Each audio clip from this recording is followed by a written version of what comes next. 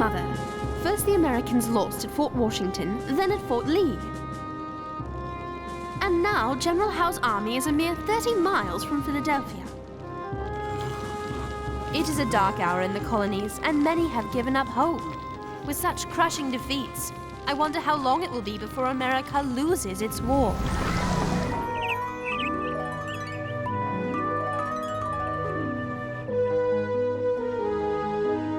Moses has written me that the Continental Congress is fleeing the city for Baltimore. It would seem our leaders intend to run and leave us to the English. It looks like the rebels' Congress is just like their army, retreating.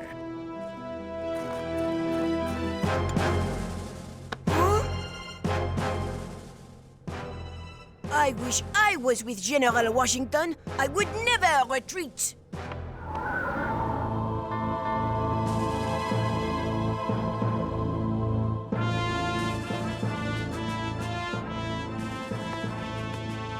Despite their spirit and bravery, the Patriots are just a tiny David before the huge Goliath of His Majesty's forces.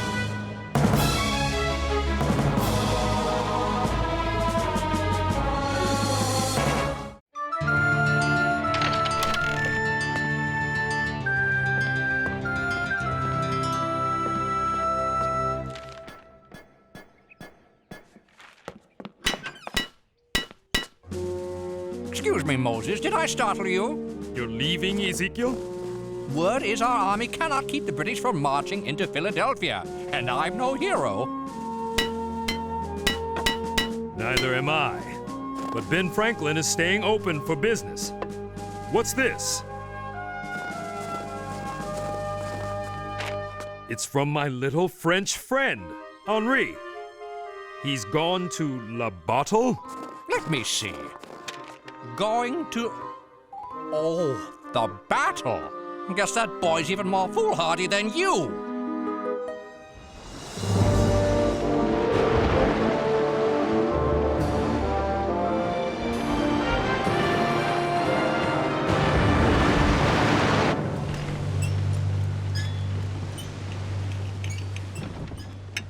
This cursed tossing. We live in turbulent times, Hastings. It's best to roll with it. Speaking of rolls... No, thank you. I have to take this wretched voyage to France for business. But why you, Franklin? Your foolish revolution is over. You'll never get France to join your rebellion against the English. And when your soldiers' enlistments are up at the end of the month, you won't even have an army. General Washington will have men. Who? Washington wins no battles. No one will want to serve with him. The general knows the stakes. Before the month is up, there'll be a battle he will win. And if he doesn't, if he loses again, who will join then? If no one else, I shall. You don't look well. More turkey?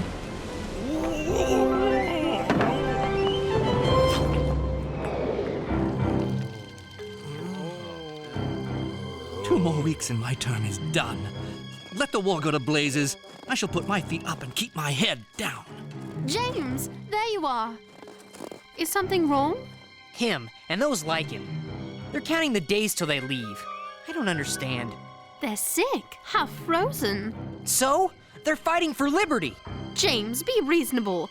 They're not professional soldiers like the British. I'm going to talk to General Washington. There must be something he can do to put the fight back in his men. Fight? They can't even stand.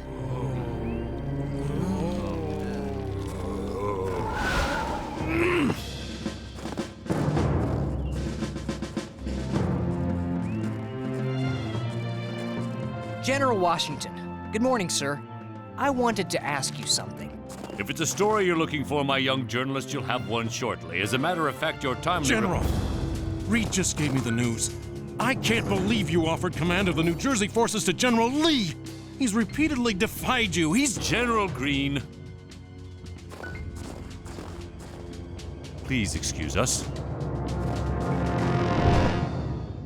James, don't eavesdrop. Yeah! This is big news. Didn't you hear what Greene said? General Washington is giving General Lee command of the forces in New Jersey. So? So, General Lee refused to help Washington when he needed it, and now Washington allows Lee free rein in New Jersey. Oh, so if Lee wins a battle, he'll be hailed as a hero and the Americans' best general. Exactly. But why would Washington do something like that unless... That's it. He's got some big surprise to turn things around. Yikes! Henri, what are you doing here? I stowed away. Oh, onions. They were delicious. Have I missed the battle? You saw the letter General Lee wrote Reed. By accident. Lee wishes you replaced by himself. Sir, please, if you let him act independently in New Jersey, a victory would practically guarantee that your name would be blackened. Nathaniel, I know all that. But the objective of this war is not sparing my reputation. It is freedom. We've been on the run, Nathaniel. We need a victory against the British. General Lee is a professional soldier. I am not. He is English and knows their tactics. I have only determination and a small quantity of good sense. No, General Lee is our last best hope. I knew Washington had a reason. General Washington, an urgent dispatch.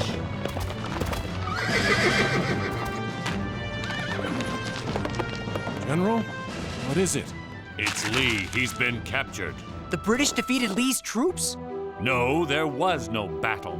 It appears Lee was taking his ease at an inn, 6 miles from his troops. All he had with him were 6 men. The arrogant fool! 18 days till enlistments run out and all my soldiers march home. What am I to do? General Washington. It's Thomas Paine. General. Thomas? Sarah, James, and Henri. You know my young friends. Mr. Paine, we met a year ago in Philadelphia when he was writing Common Sense. Tom, I asked to meet, thinking you could write a few words to celebrate a victory. It appears I must ask a great deal more. We're looking for Paine, a writer? Huh. We should be looking for swords and big guns. I'm worried about Mr. Paine. I know he told Washington he'd write something to rouse the men's spirit so they'll stay on. But he looked so troubled. Sarah!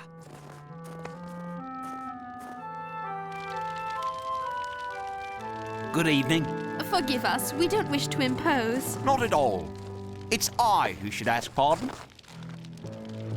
I despise moody men who fret over a broken thing eternally rather than take 2 minutes and a nail to fix it. My difficulty is I can't seem to find the nail. You don't know what to write? You know, whenever I have trouble getting started, I try humming. James, leave the man alone. It's all right.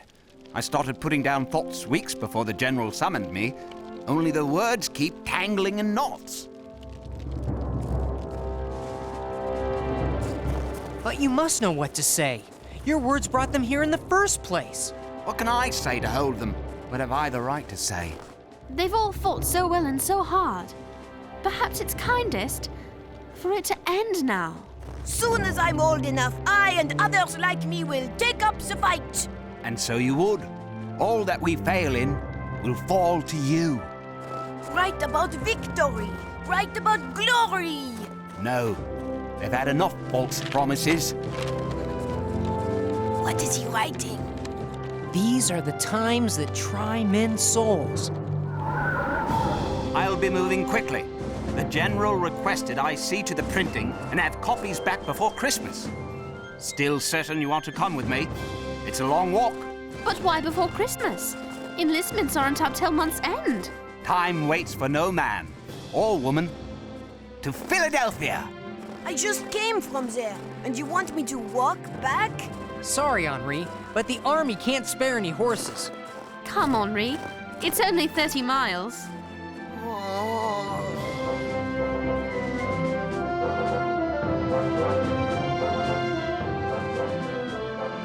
Philadelphia, at last. Home at last.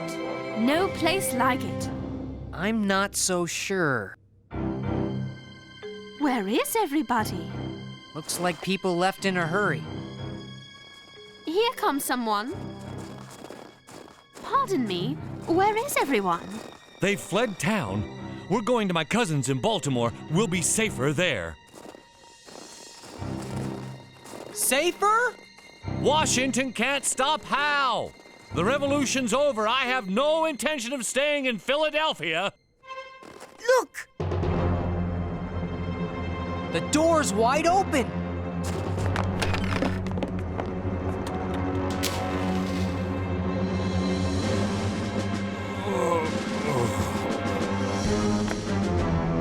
Moses!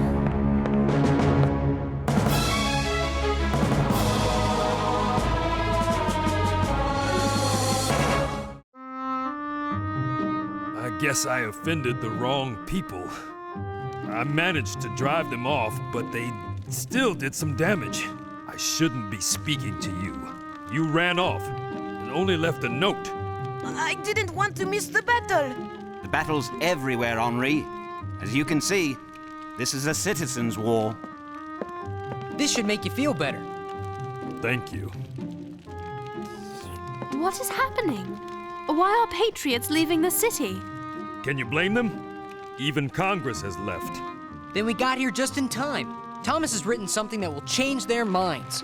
I was hoping you'd be able to print something up. Nothing would please me more. Unfortunately, they tore the lever off the press. It'll take time to fix it. Time is yet another thing our revolution is short on. We'll have to find a different press. Don't worry, Philadelphia is full of printers. Oops. Robert Bell. He made a fortune printing common sense. Somehow, I doubt that old Scotsman would mind earning a bit more.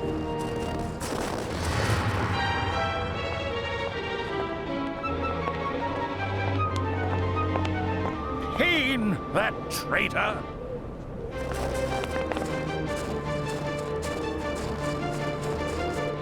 Are they following? Yes, and quickly. Then let us go. Quickly.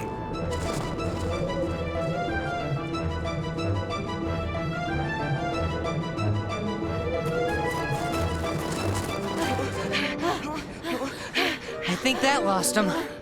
Good, because we're here.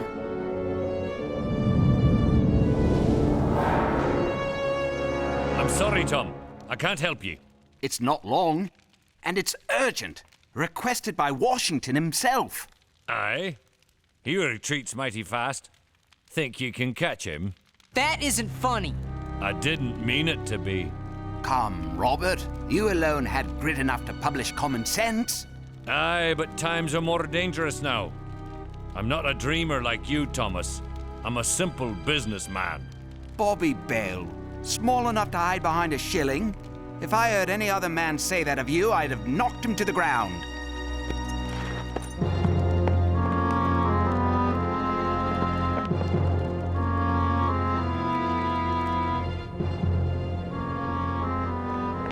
Hurry! It's this way! It's locked. He must be in there. It's no use, James. He won't come to the door. I can't believe it. 6 printers all said no. What are they afraid of? Perhaps getting knocked to the ground and having their press broken.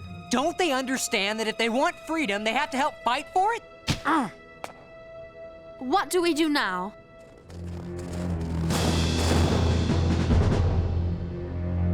How about run? Wait!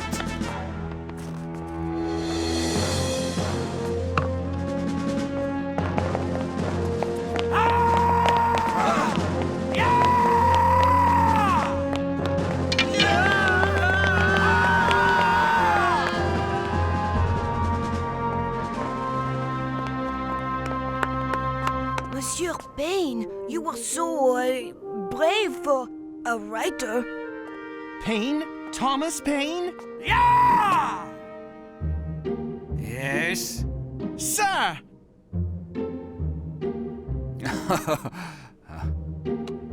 I am an immense admirer. I wonder if you might spare me a few moments. I'm always delighted to share my thoughts with a fellow citizen. However, at the moment, you find me somewhat pressed. Yes, I've heard of your dilemma. but I'm not a citizen. I mean, I am a citizen, but I'm also a journalist. The Pennsylvania Journal. And my paper has a press. Well, what are we waiting for?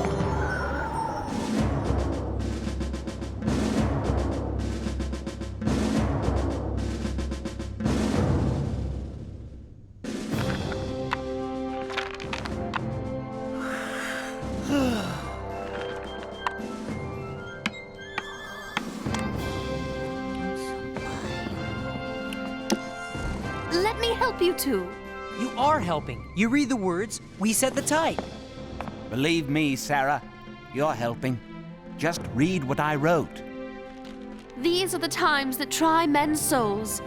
The summer soldier and the sunshine patriot will, in this crisis, shrink from the service of their country. Go on. But you're also tired. Us? Tired? Come now. Whoa! Tea, anyone? Cooper, this is hot water. Oh no, I forgot to put in the tea.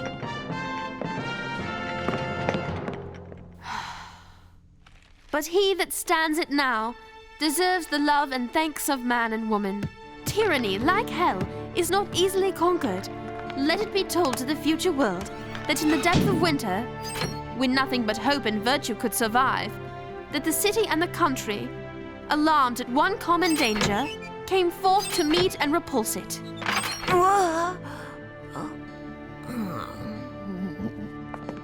Oops. Sarah's right. You must rest. You can't do this by yourself. I can stay awake. Maybe I could help.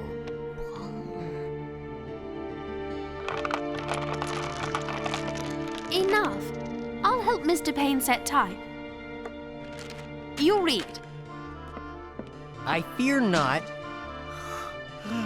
I see no cause of fear.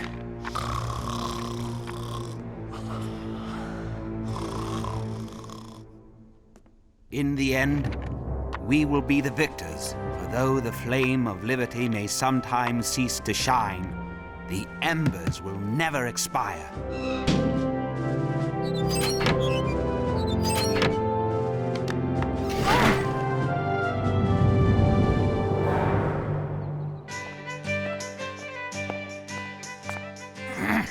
There! That's the last of it. Thank goodness Moses was able to help. Let's get moving. We've got to get these to General Washington. And don't worry. Cooper and I will find someone to help us print your words in a pamphlet. We'll distribute them all over Philadelphia. Monsieur, I think we need your firewood trick again. Get out of here. I'll try and give you a few minutes lead. And leave you to face this bunch? Uh-oh, more bunch.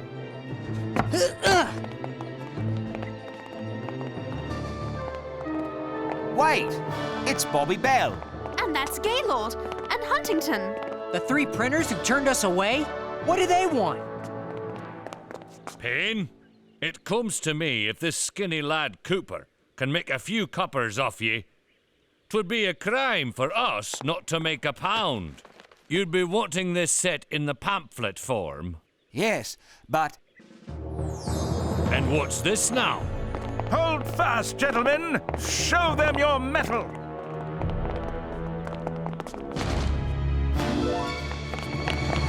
Look at them run!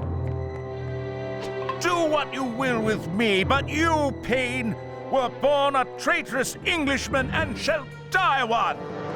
True. I am an Englishman. I fight for the English and for the Americans, and I fight for you because I fight for an idea. And if you lack the sense to value the right to speak your heart or defend your personal ideals, then I'll fight for your child's right. Well, you and your words. You're just trying to confuse me. This isn't the end of it. No, but it could be a beginning. If he reads what Thomas has said. You are starting to talk like the enemy. What are you talking about? I don't sound anything like a Tory. No, I meant like a grown-up.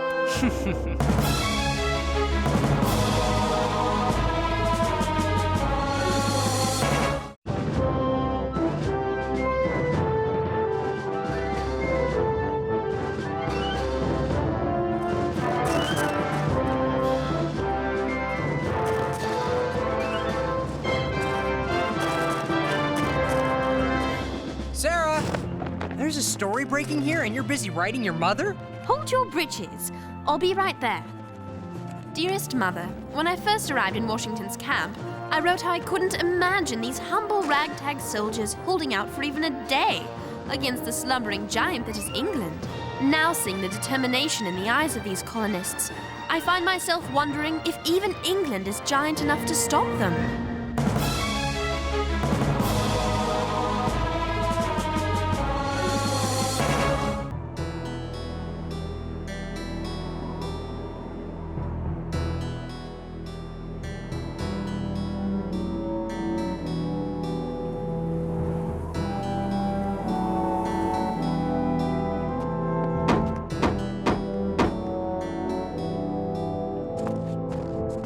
Dr. Franklin! Dr. Franklin! Hello, what is it? My name is Jonathan Loring Austin, Secretary for the Massachusetts Board of War. I have urgent news from America. Tell me, Mr. Austin, are the rumors true? Do the British occupy Philadelphia? I'm afraid so. Congress has fled to York. Wait, there's even greater news. The British General Burgoyne has surrendered his army at Saratoga. Come in, Mr. Austin. Christmas has come early this year.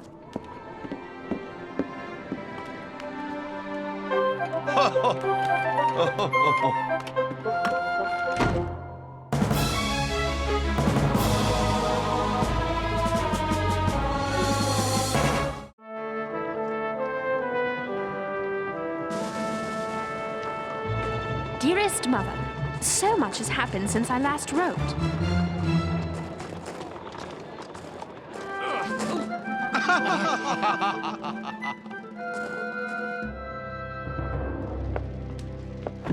Winter has arrived, and Philadelphia remains occupied by General Howe and his army.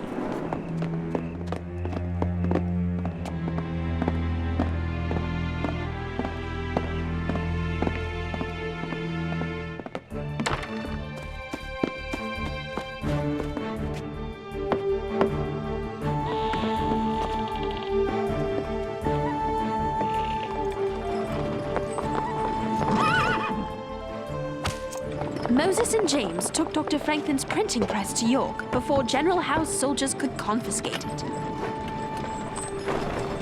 The Continental Congress will, no doubt, make good use of it. As for Dr. Franklin's house, Captain John Andre has seized it and made himself quite at home. He dines often with Peggy Shippen, the daughter of a local gentleman with sympathies for the crown. The less I say about her, the better. Every night there is a ball. Well, I have gone to one or two to be polite. Under the circumstances, it is impossible to enjoy them. Everyone acts as if we were living in London. But the Americans always do something to remind us that we are in their country, in the midst of a war.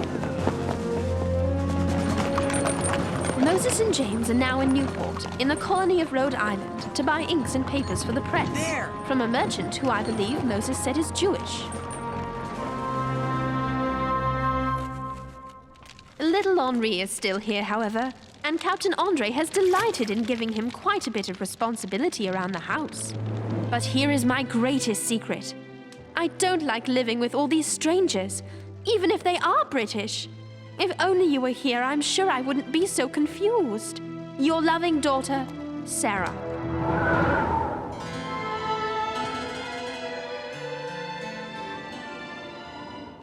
Yes, Ben, you were wise to move out of Paris to this chateau. It's closer to Versailles and far more private than my quarters at the hotel. Not to mention more inconvenient for the French and British spies. Dr. Franklin, Mr. Dean, I don't mean to interrupt, but I've just learned some very important news. Paul Wentworth, the chief of Britain's Secret Service, has arrived in Paris. What in heaven would Wentworth be doing there?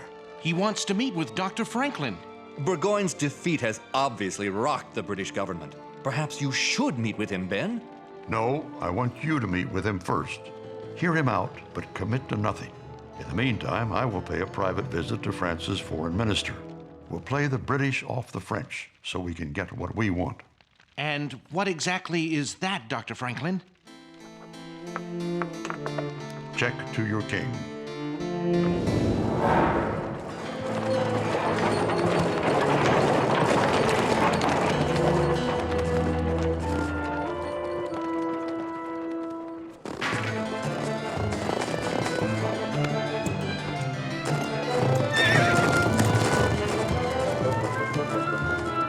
It appears we've flushed out a couple of English spies. Now we must seize the opportunity to meet with Count de Vergennes.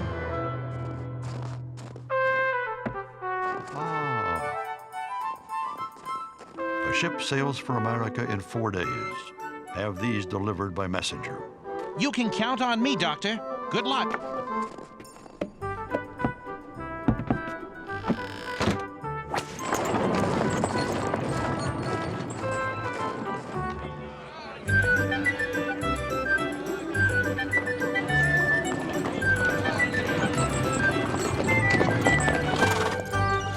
This should be the place. Would it be all right for me to look around? I want to check on the Rhode Island Brigade and see how they're doing against the British. I suppose. There's no point in buying inks and papers if we don't have something to print. I'll check at the State House and come right back here.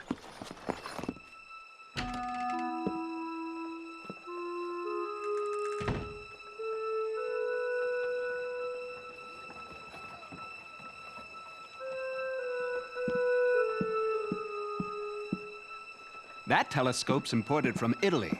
Can I help you find something in particular, sir? I wrote you from Philadelphia about inks and paper. Ah, yes. Dr. Franklin's man, Moses. You've got a good memory. Well, you and I do share the name of the man who led my people out of slavery in Egypt. Moses Michael Hayes, at your service.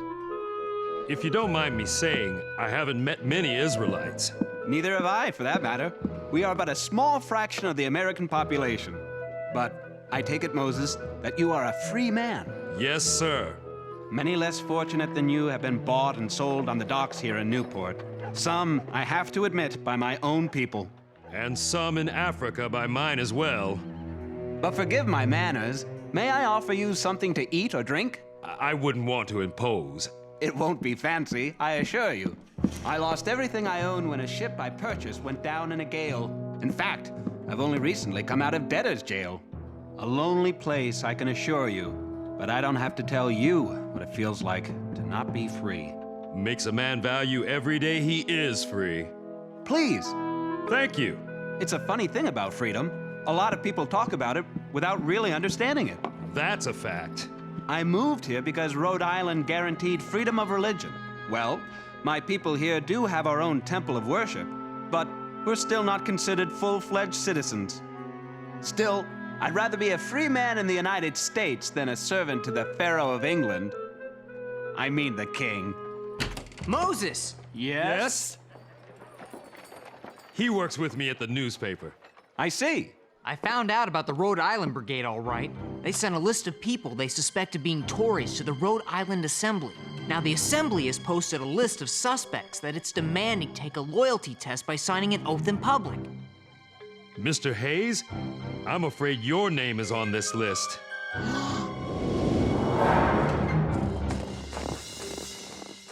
All of France is impressed with the recent American victories, Dr. Franklin. As I've told you before, the United States will win this war. With France at our side, it will take a matter of months, not years. That one looks quite tasty. Of course, that looks good too. Please, Dr. Franklin, take them both. I hate to ask too much of you. France insists. Merci beaucoup. Unfortunately, Doctor, His Majesty King Louis does not wish to offend his brother-in-law, King Charles of Spain, by signing a treaty of alliance with the United States. I thought this was between France and the United States. Spain owns a vast amount of land in America. King Charles feels that if you have taken what is England's, then you most certainly will take what is his. And France cannot make any agreement without King Charles' approval. I've been a patient man, and I don't mean to be rude, but given the circumstances... At least stay and finish your pastries. I'm sorry, but suddenly I feel in the mood for some English tea. Au revoir.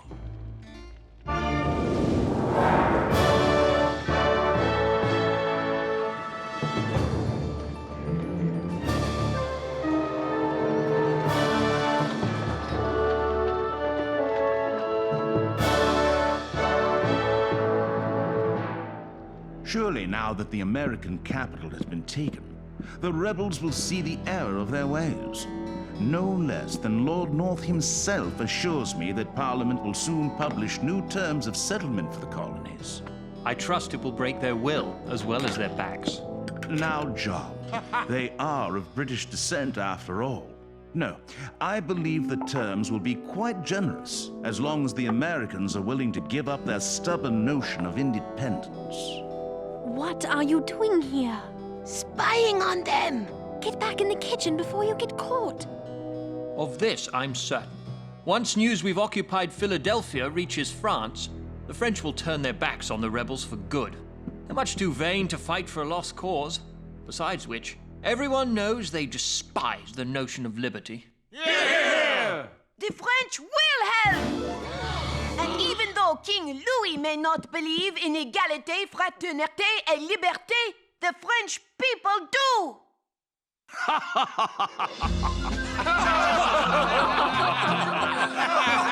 Equality! Brotherhood! Liberty! Hey! Put me down!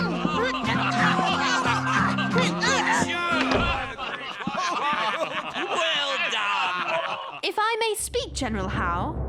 By all means, Miss Phillips. From what I've seen, too much has changed for the Americans to accept anything less than full independence. Oh, that is such a foolish little idea. No, it's not. You may occupy their homes, but you will never win their hearts and minds. Have you forgotten that you are English? It has nothing to do with me, Captain. The Americans don't feel they need a king anymore. They believe they can rule themselves. Rule themselves? I, for one, would like to propose a toast. God bless King George. God bless King George! God bless King George.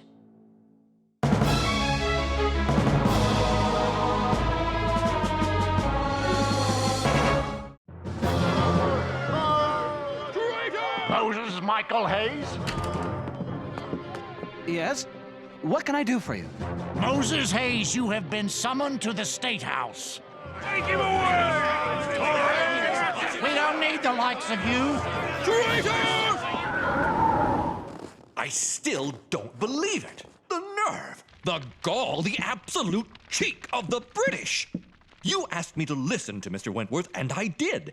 But to insult you and me by offering us money and titles in exchange for becoming turncoats?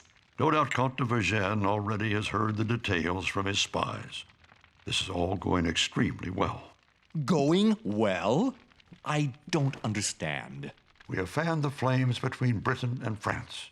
Now it's time for me to meet with Mr. Wentworth. But surely you don't intend to accept his offer? Hardly, but Count de Vergennes won't know that. There they are!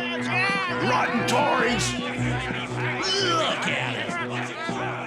Traitors! I have here a list of men accused of being disloyal to the patriotic cause of American independence. Read the names! Get the traitors out! We don't want them here! As a representative of the Rhode Island Assembly, I am here today to demand that each and every one of the accused sign a public oath of loyalty to the Revolution. Moses Michael Hayes, step forward. Mr. Hayes, are you ready to sign the oath? I have the right to face my accusers. Who here has any proof of my disloyalty? Or is it that there is some other reason I am accused? Could it be that I am an Israelite? Will you sign the oath or not? Every time I venture to Paris, I am reminded of how much I despise it. Quite a beastly place, don't you agree, Dr. Franklin? Actually, I've grown quite fond of it. I understand you're quite the celebrity here. Yet your blood is English. A man of your character, given the proper circumstances, might find a warm reception from his king and country. In other words, you'll give me a title if I betray the revolution. If you insist on being blunt, very well. Yes, His Majesty is prepared to reward those who show their loyalty. I need not remind you that much has changed since you came to France. General Howe has taken Philadelphia. I like to think that Philadelphia has taken Howe. This letter was given to me by a man at the highest level of the British government. It is Britain's determination to fight for another 10 years rather than grant American independence. In that case, America is ready to fight 50 years to win it, which, by the way, I don't believe will be necessary. Gentlemen, I've called you here tonight because it has come to my attention that Dr. Franklin met today with the Chief of Britain's Secret Service. I'm afraid we are facing a dangerous new development. France has already lost America to Britain. Do we stand by and lose our claim to the West Indies as well? His Majesty has told me that we must prevent this from happening at all costs. We have held off any alliance with the United States to prevent a war with Britain, but we must face the fact that the only thing worse than such a war would be an agreement between Britain and America. It is time for this council to act. With all due respect, I will not sign. I will not sign because I am as patriotic as any man in this room. But I am also an Israelite in a land of Christians, and as such, I have not been granted the liberty to vote. My people have a temple here in Newport, but none in Boston, for the law there forbids Jews from public worship. Rhode Island was founded on religious tolerance, yet I am still not considered a citizen. And why? Because I worship God after my own fashion. Neither the Continental Congress, nor the General Assembly of this state, nor the legislatures of any of the other colonies have ever taken notice or provided rights to Israelites. Until such a time as we are, all of us, ready to recognize each other as equals, I will not sign this oath.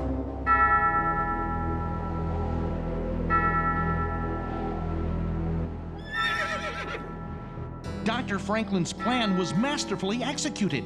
Comte de Vergennes has signed a treaty of alliance with the United States. King Louis has finally agreed to grant Dr. Franklin an audience. It will mean war between Britain and France. You've given us every single letter Dr. Franklin has written to Congress. Why not just intercept the treaty as well? Even I can't do that. You think Franklin suspects you're a spy? The old man has no idea. It's a secret I shall take to my grave. I believe you will. Here you go, Edward. 500 pounds as promised. God save King George. Mr. Hayes, it's Moses. Moses, I'm sorry. You came here to buy those inks and the paper, and we never did get around to it. There's no need to apologize. I saw what you did, what you said. I just want to be treated the same as any other man. Mr. Hayes, there are some people outside who want to see you. What can I do for you? Mr. Hayes, you made a great deal of sense. If all men are created equal, it only seems fair that each and every one of us should sign the oath. You would really do this? Permit me to be the first.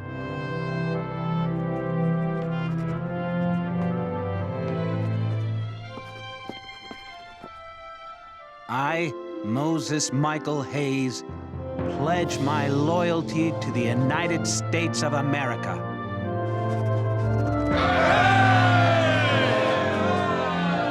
Moses, do you really think all men are created equal? An idea's only as strong as the people who stand up for it.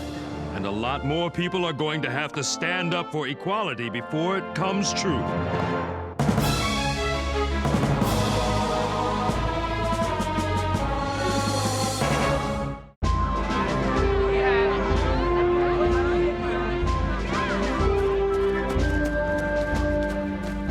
Is it true? Has the treaty from France arrived? Yes, and Richard Henry Lee is about to speak. Gentlemen of Congress, today we must admire the true wisdom and dignity of the court of France. We have worked together, politicians, soldiers, and philosophers, in a true harmony of mutual affection. This happy juncture of time and circumstance has laid the seeds of an eternal friendship.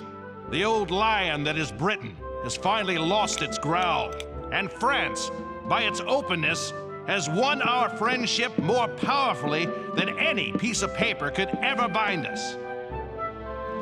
If we have the courage to persevere, we shall establish our liberties and independence. All those in favor of ratifying the treaty, say aye. Aye! The Treaty of Alliance with France is unanimously passed. Aye!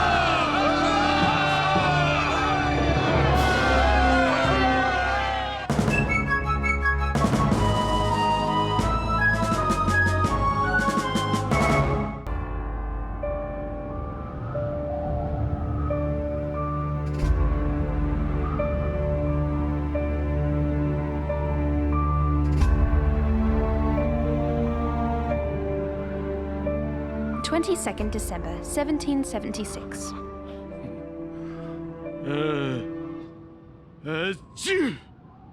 Dearest Mother, the war goes badly for the Americans. General Washington has been driven out of New York entirely. His men carry on bravely, but the lack of supplies and victories is taking its toll. Some feel that General Washington's plan of constantly retreating will wear out his own forces, while the British troops remain strong. The winter has forced all sides to make camp. We wait, watching each other. Even tonight, the camp is alive with news of a captured spy.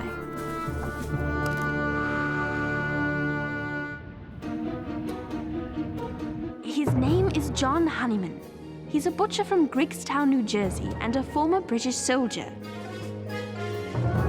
He has been supplying cattle and intelligence of Washington's movements to the Hessian army camped in Trenton. It seems that Mr. Honeyman journeyed too far away from the Hessian camp in search of more cattle. He was captured by American soldiers on patrol.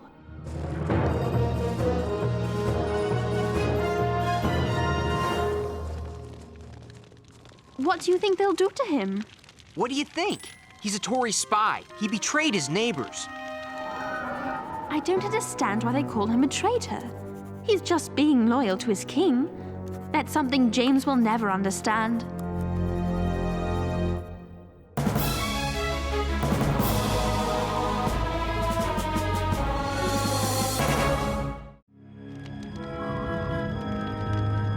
Right now, James is interviewing the soldiers to see what they think of Mr. Honeyman. I don't care about it one way or t'other. But what if General Washington gets helpful information from questioning the spy? I'll give the general some helpful information. My enlistment's up in 10 days and I'm counting the minutes. You mean you won't re-enlist? Don't you want liberté? I signed on to fight for liberty. Now I'm sorry I ever heard the word. It's cold and I ain't got nothing for my feet.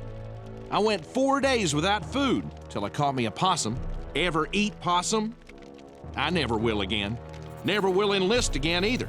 I'm running home to my family in 10 days. You know what?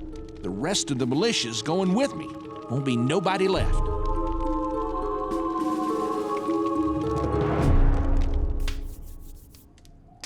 Look, Henri, General Washington and the Tory spy. I hope that spy Honeyman hasn't ruined Washington's plans, whatever they are. This man is a notorious turncoat. I want to interrogate him personally in my tent. Did you hear that? He's going to personally interrogate Henri. Henri!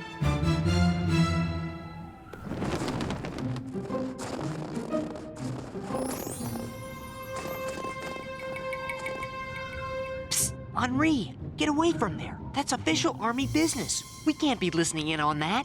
But I want to know if the spy has ruined anything.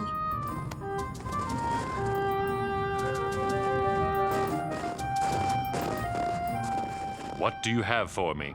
I bring news that is better than your wildest imaginings. General Howe is suspending military operations for the winter. He's moving the British troops to Staten Island and Manhattan. Howe has left Trenton in the hands of Colonel Rall and his Hessians. Rall has relaxed his guard and is ripe for attack. The Hessian colonel is a brave warrior, but he's fond of comfort, and they are about to begin their Christmas celebration. I have prepared a diagram of the Hessian camp. I have also assured Colonel Rall that you and your men are in no condition to attack. Tonight, after I made my miraculous escape, I shall reassure him again.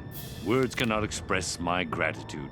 By posing as a traitor, you have put yourself and your family in a most unpleasant position. I am glad if I've been of service. That you have. Take charge of the prisoner. This man is unrepentant. Lock him in the guardhouse.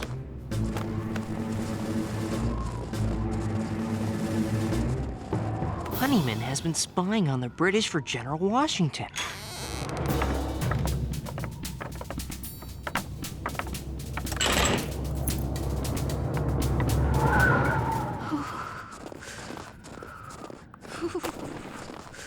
Where have you been? Looking for you.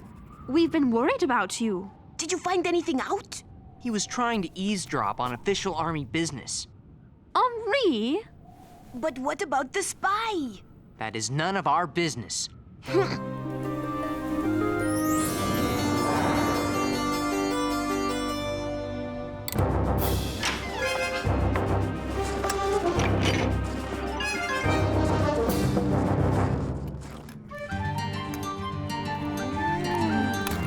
Remember me? You were asking me those questions last night? I'm soon to be ex-Private Edward Hughes of Virginia, by the way. I'm James. Henri. My name's Sarah.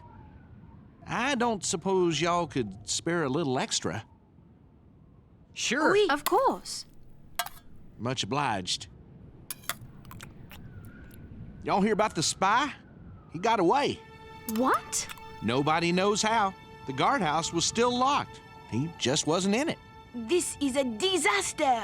He's probably blabbing everything to the British right now. You're right.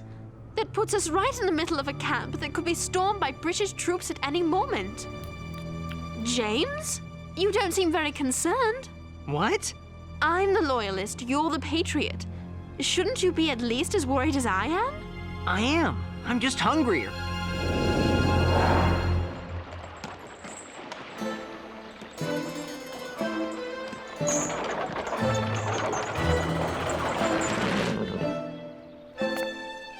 Dr. Franklin? Monsieur Paine? No, monsieur, his partner, Gerard. All France has been awaiting the arrival of the great American genius. And all you behold is a grouchy old man with gout. Not at all. You are welcome in my home to eat, drink, and rest. I shall take you up on all three. So you come to France to ask the king for help against the British, no? No, I come to end my days reading, experimenting, and working with the great scientists of France. Oh, yes, of course. Then your coming has nothing to do with Washington's crushing defeats at Long Island and New York. Ours must seem a lost cause. If only some good news of Washington's army could reach France.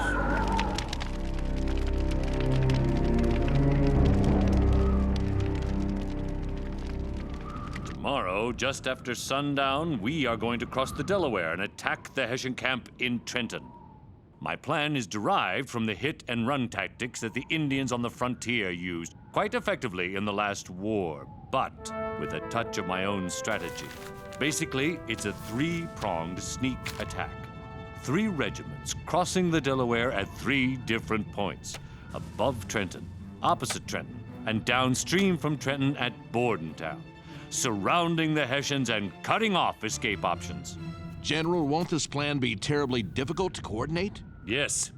Its success will depend upon our ability to meet that challenge and time the landings so that the Hessians will be surprised before they are out of their beds.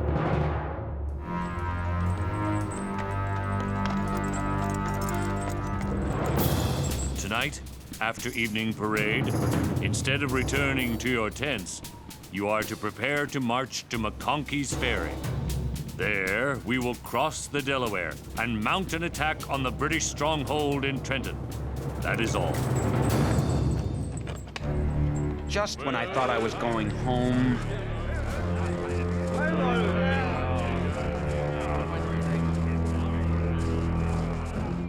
And a Merry Christmas to you. Only 7 days to go, and we have to go get ourselves killed. After that spy has gone back and told them everything, they'll be waiting for this. Has General Washington lost his mind? He knows what he's doing. So you still think he's got some secret plan? Of course he does. I ain't seen none of it so far. Alls we've done is retreat and retreat again. This is the most useless mess I ever got involved in. I ought to desert. But you're a soldier. You can't just leave. Fighting for liberty's one thing, dying for nothing's another. James, he has a right to know what he's risking his life for. He'll be all right if he just follows Washington's orders.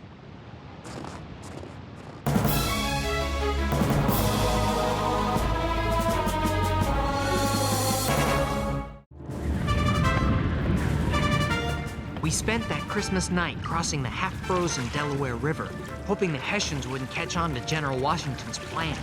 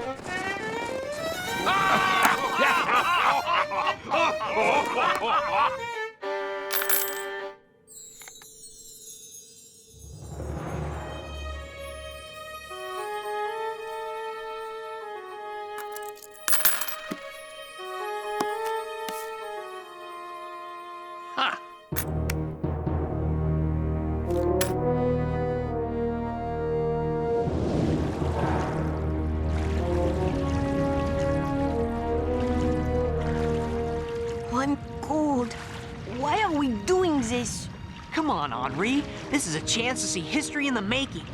Oh, and maybe freeze to death.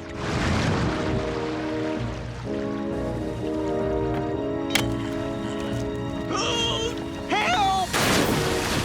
Man overboard! Help! Grab it and hold on!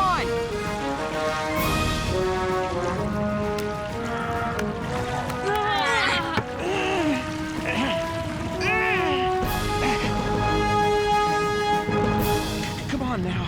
Y'all can't afford to do that. Heck, everybody's cold. Why'd you take a chance like that? You could have fallen in too. Every man is important, Private Hughes. I'm just thinking about the cause. I gotta admit, I ain't been thinking about the cause for quite some time.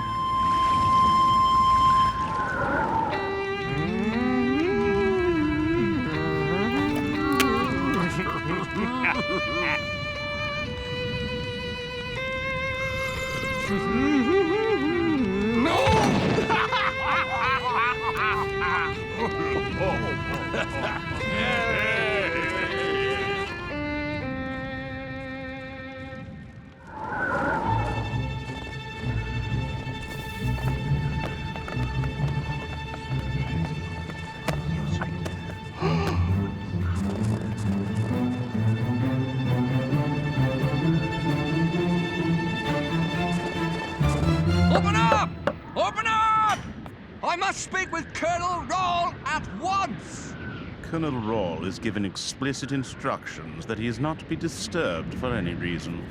Could you give him a message right away? If you'd like to write a note, I would be glad to deliver it to him. Colonel Rawle, Washington's troops have crossed the Delaware. They are mounting an attack. You must rally your forces immediately.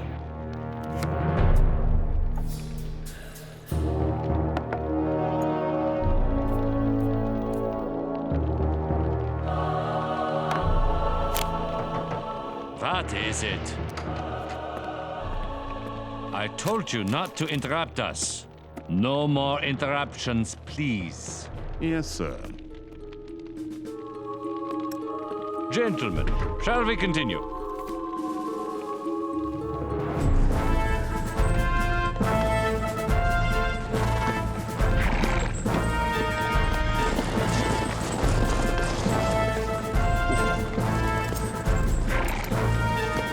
General Washington, the sleet has ruined most of the gunpowder.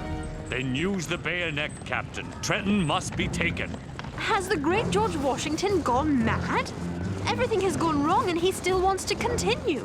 Y'all better take cover in that there barn. We'll be in the shooting war soon. Please be careful and don't take any unnecessary chances. Too late!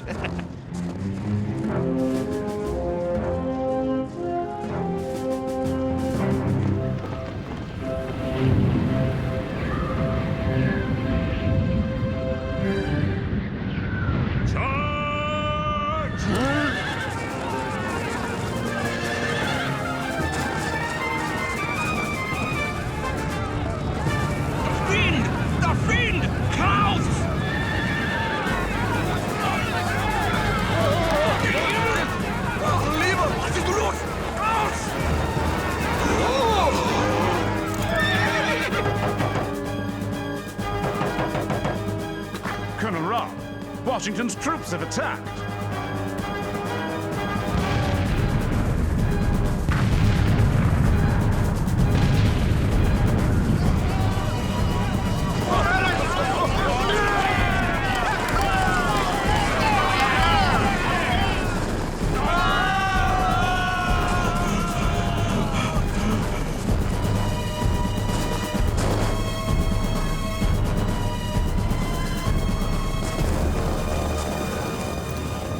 Are you hurt?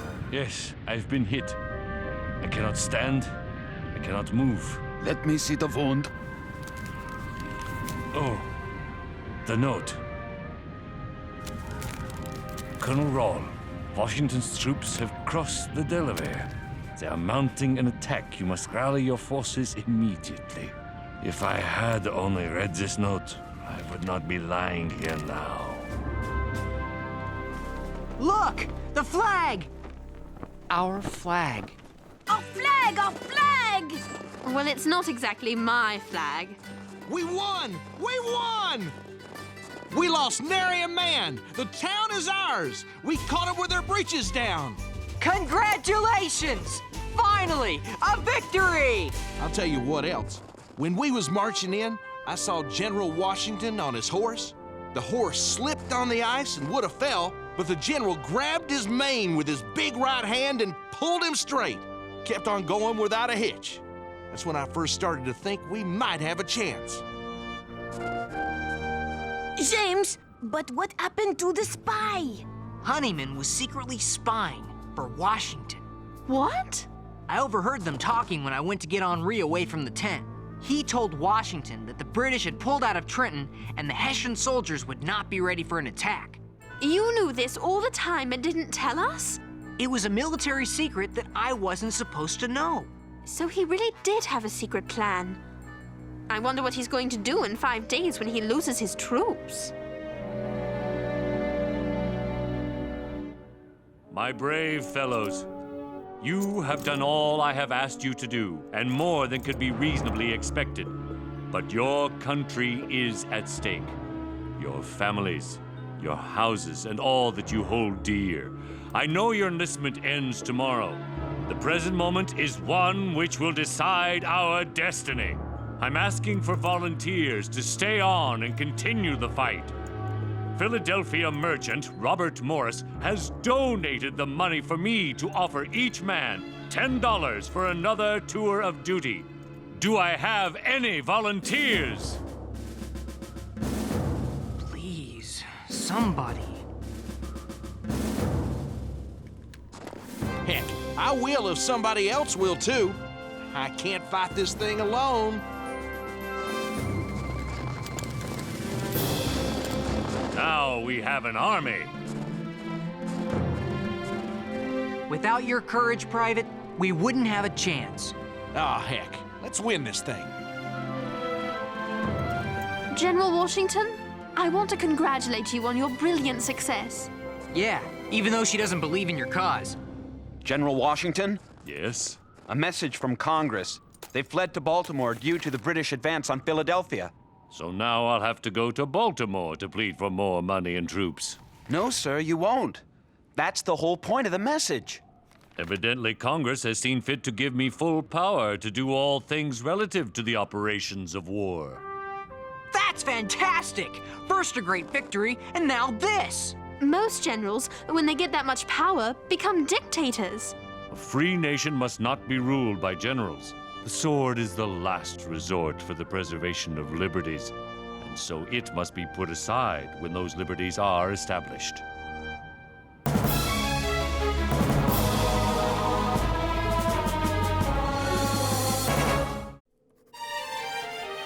Dearest Mother, I now know that I have been in the presence of a true military genius. When the British general, Cornwallis, learned of the surprise attack on Trenton, he immediately marched his troops there. The Hessian forces and all of their weapons were gone, captured by the Americans. But Washington's troops were nowhere to be found. Where were they? They were mounting a surprise attack on Princeton, New Jersey. Since most of the British troops were in Trenton, Washington's men took Princeton handily. It's a fine fox hunt now, my boys.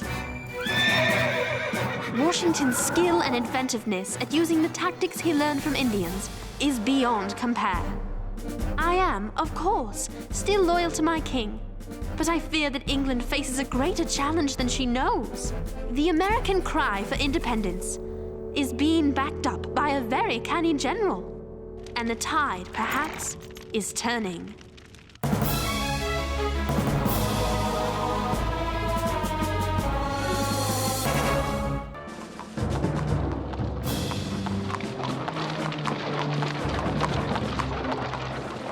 Dearest Mother, the war for our independence ends its 5th year with the Americans losing in the South. The British took Charleston, and with it, over 5,000 American soldiers. From his stronghold in New York, British commander General Clinton controls the coast. Only the fortifications at West Point stop him from using the Hudson River to cleave the states in two. General Washington tries valiantly to gain ground in New York, but we are at a stalemate. To make matters worse, there is constant talk of spies. Just the other day, James told us of his conspiracy theory. Sarah! James says there's only one explanation as to why things are going badly for General Washington. And what might that be, James? Spies. Spies? What proof of that could you possibly have? What happened when General Washington planned to attack Sir Henry Clinton in New York? Nothing happened. Exactly. Because of Clinton's sudden countermoves that could only have taken place if the English had secret inside information. Makes sense to me. If James were correct, which I hope he is not, the spy would have to be someone in a trusted position close to General Washington. And I cannot imagine who could be so disloyal to such a noble person and such a noble cause.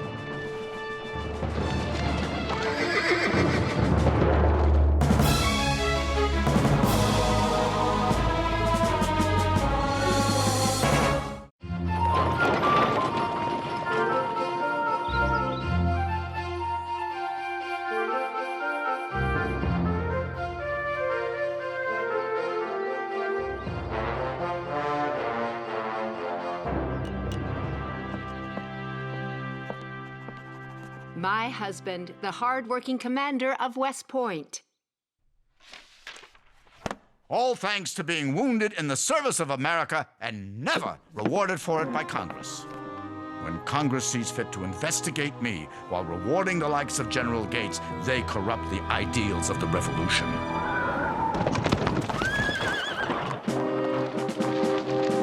I'm so excited about the story I am covering. General Benedict Arnold, the hero of the Battle of Saratoga, is in command of the strategically important West Point. So? So, I was there at Washington's headquarters when he got command. Benedict, I have great news. I would like you to take command of the left wing of my army. It is too great a prize for one as unworthy as I. Nonsense. You earned it. There is no general more valiant leading his men in the field of battle. I cannot, as much as I wish to, accept so high an honor. I am afraid the old wounds will not allow it. My leg is too bothersome to allow me to ride, much less endure the hardships of battle.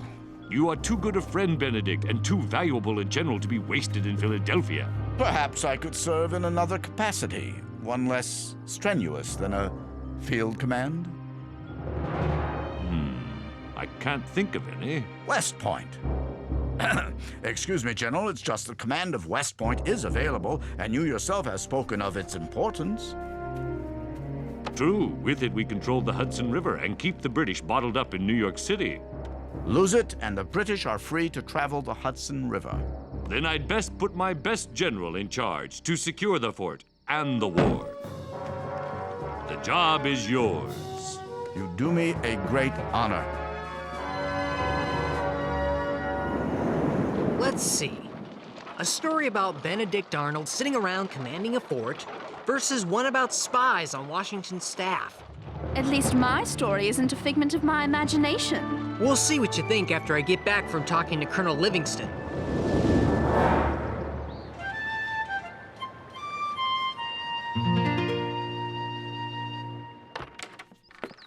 When spies write messages, they do it so only other spies can read it. How? Sometimes they use invisible ink. Oh, I love invisible ink. It shows up when you heat it. Right. Others use a piece of paper with holes in it. See? If you read only the words you can see in the holes, you get the secret message. Sometimes they write their message in coded numbers that refer to a specific page, sentence, and word in a book. The person who gets the coded numbers has a copy of the same book. Oh, so they use the numbers to find the words, and voila, it spells out the secret message. Then there is the mask letter. Anyone reading the regular letter doesn't know there's a secret message hidden in the writing. How's it work? Simple. The spy knows he's only supposed to read what he sees inside the cutout. In this case, an hourglass. Magnifique! But I will invent the unbreakable Henri code. Paper, paper. I need paper! Colonel Livingston! What do I know about spies? That's a good question. For one thing, I know they like to sneak back and forth across the no man's land between our outposts and those of the English army. Who controls the no man's land? Two groups from opposing sides. The cowboys for the English and the skinners for the Americans. They sound scary. They say they're helping our cause by intercepting suspicious persons who might be coming into New York. I'd like to meet these skinners. Maybe I can learn something about spies from them. Personally, I think they're most interested in stealing money from travelers. But if you're determined, I'll give you a pass for safe passage. What's this gibberish? Excusez-moi, I was practicing my secret code.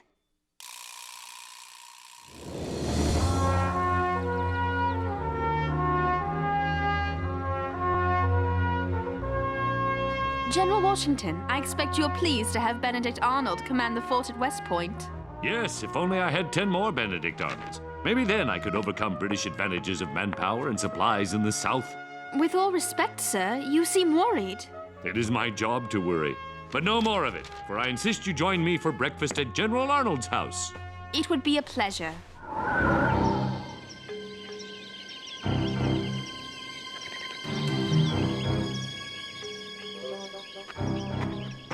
I've got to relax. I'm sure I will come across a skinner before I meet a cowboy.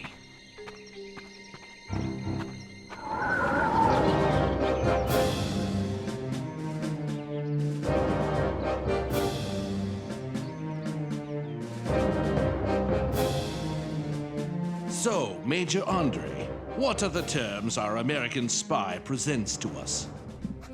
One moment, please, sir. There. I finished deciphering the letter. Perhaps, General Clinton, you should read it for yourself. So, he wishes to meet you in person at Sheldon's headquarters in Lower Salem, with you disguised as John Anderson. Sir, with all due respect, this is an unacceptable risk.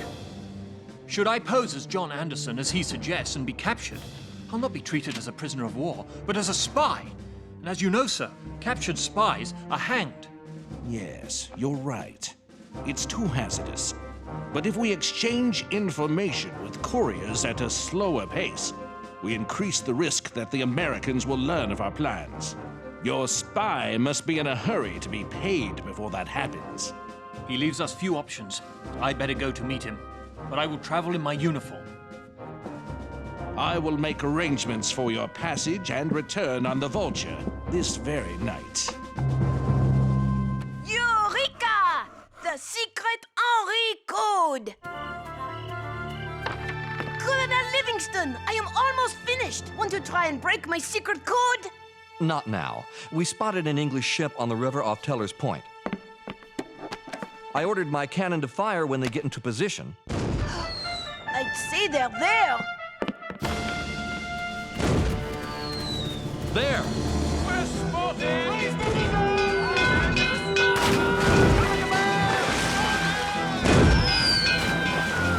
She got away.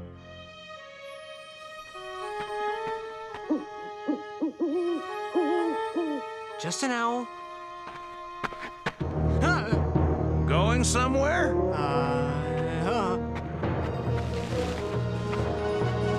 Come, lads!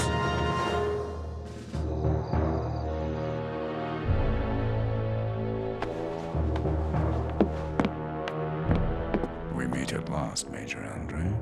Major General Arnold. I trust your journey was without peril? So far. Do you realize, sir, the dangerous position you have put me in by asking me to meet you here? You had better have a good reason for such an imprudent demand. Oh, I have many good reasons. After the American Congress failed to give me the promotions I deserved, they accused me of misusing their money. Perhaps it will make you feel better to know you shall be given a rank and commission in the British Army befitting a general of your talents. And the 20,000 pounds? Your new loyalty commands a high price, but we agree. Thank you. Sadly, I find myself deeply in debt due to some ill-fated business ventures and my wife's lavish lifestyle. My regards to your wife. I have not had the pleasure of seeing her since our occupation of Philadelphia. Ah, yes. Peggy never really lost her fondness for the crown and Mother England. She is not alone in her affection for His Majesty. There are a great many loyalists. And I expect there will be a great many more when they hear of my defection. We all know the war goes badly for the Americans in the South. I, for one, believe you British will be victorious, and I'd like to be on the winning side. May we get to the point? Every moment I delay increases the chances of my being discovered. Sir, I give you victory.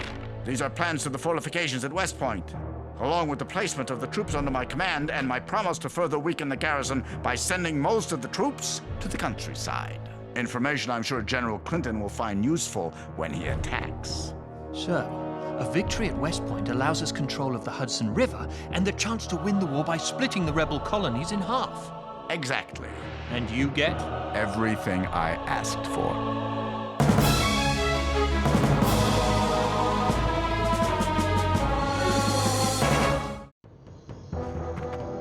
Who be ye? Loyalist or patriot? I'm a journalist from Ben Franklin's Pennsylvania Gazette. A journalist, huh? We don't see many of them out here. But you still didn't answer my question. I have a pass from Colonel Livingston. I'm looking for some Skinners. Why didn't you say so? We're Skinners. Phew. For a minute there, I thought you might be cowboys. Huh. For a minute, we thought you were a spy. And you know what we do to them.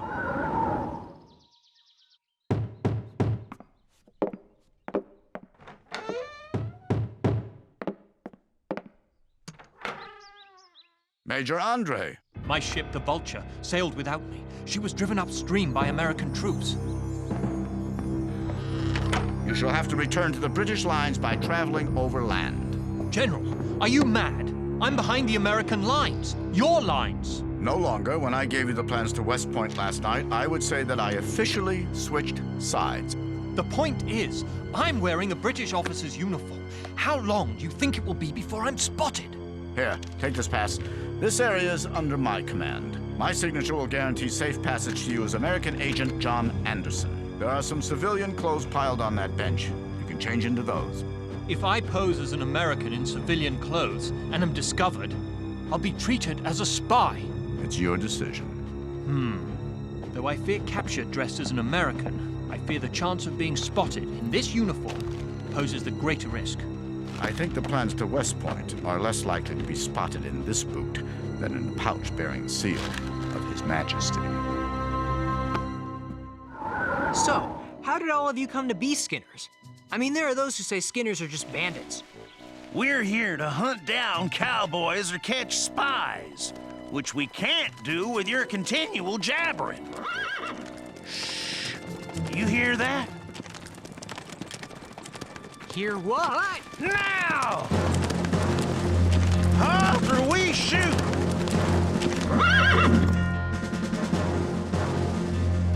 I am a British officer. I trust you are cowboys loyal to the king and will let me pass. Well, you're wrong, Redcoat. We're Skinners, loyal to America. We're hunting cowboys and spies. Oh, well, I just said I was a British officer because I thought you were cowboys. By your Hessian jacket, sir. Oh, this? I was a prisoner a few days back. I grabbed it when I escaped. Actually, my name is John Anderson, and I'm an American. I have a pass signed by General Arnold. I'm not interested in your pass. I'm interested in where your money is. I thought you said you weren't bandits. We're gonna see if he has any English coin on him. I mean, that'd prove he was an English officer, wouldn't it? I guess. Boys?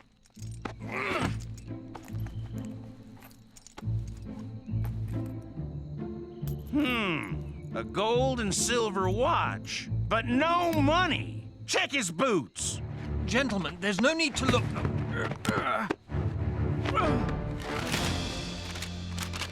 What have we got here?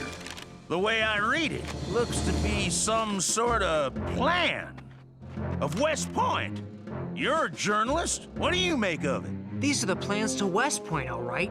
But what's he doing with them?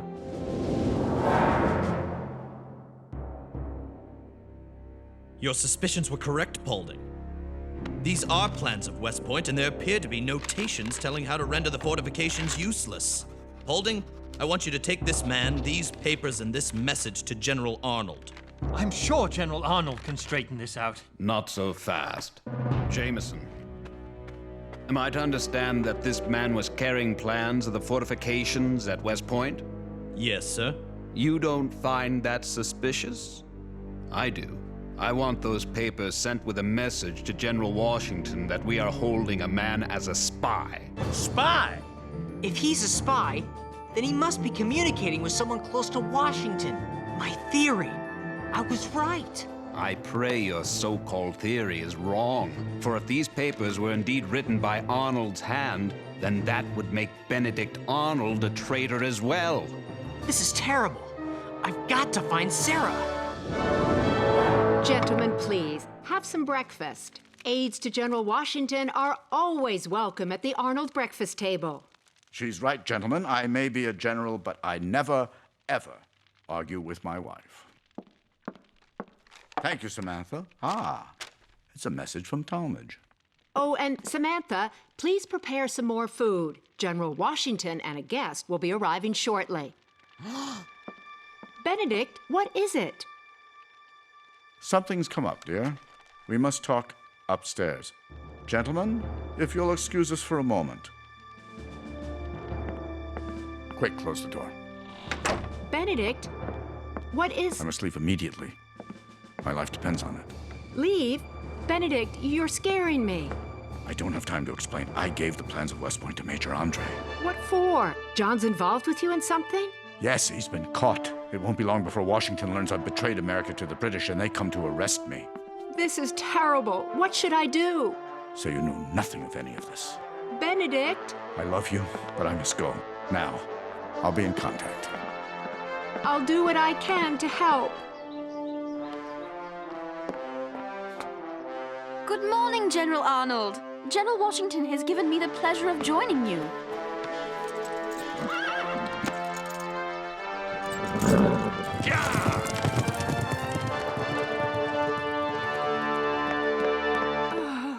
What's happened?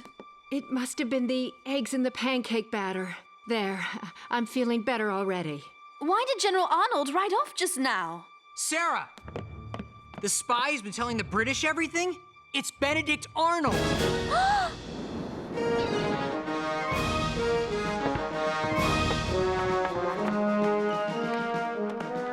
Arnold has betrayed us. Whom can we trust now? Selling the plants to West Point for 20,000 pounds. I want the army on marching alert. Bring all troops from the surrounding countryside to West Point and prepare to be attacked. Now we know why Arnold begged Washington for command of West Point. He even spread our soldiers out to make them vulnerable to attack. All the lives he's jeopardized. All the people he's betrayed. General Washington who supported him. His men who died for him. And you, Sarah, you traveled with him. You respected him. I was inspired by him. He seemed so thrilled when I told him I'd become a patriot. I wonder if he'd already become a traitor. Is that what I am, James? A traitor to my country? This is your country. Why is it noble for me to turn to the American side, but evil when he defects to the British? You did it for liberty. Arnold did it for money and ambition. And he didn't care who would suffer or die so he could get them. Yes, I did it for liberty. And I write for liberty too. I've written many stories for the Gazette about General Arnold. And now, James, for liberty, I shall write another.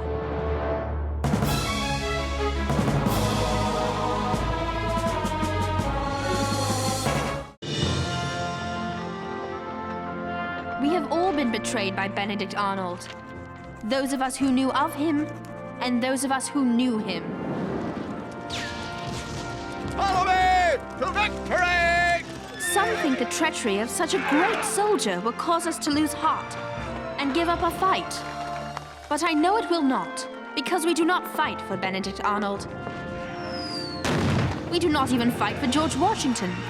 We fight for freedom. And that cause is bigger than any man. Sarah, James, Moses! I've got it! A secret letter code that General Washington can use. And the British won't be able to figure it out? Nope. Regardez. See? Just an ordinary letter. Now watch. You just read what isn't covered by your hand. Isn't it amazing? It's amazing, all right. There's just one problem. What if the person trying to read your coded letter has a bigger hand than you? Like mine. Dear, I am a pest? Oh, I didn't think of that.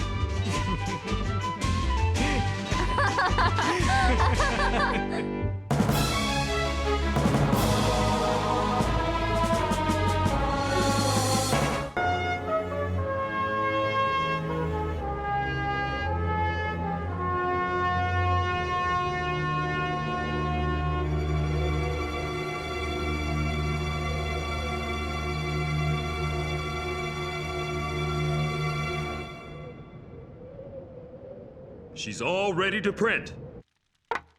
Good. I'll be seeing you. Oh, Hold your horses there, Henri. but there's a ball tonight at Mayor Powell's mansion. Funny, I don't recall you receiving an invitation. Why let a little thing like that stop me? Good evening, one and all. How's Sarah? On her way to visit Abigail Adams in the bustling city of Boston. Lucky girl. I wish I had a family I could visit.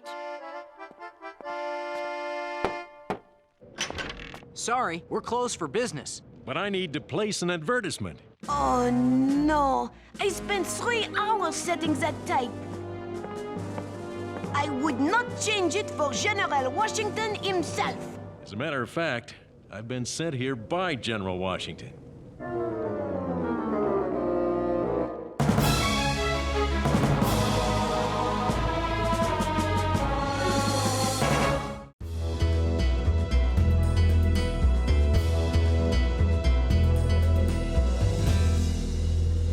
Here's the advertisement he gave me.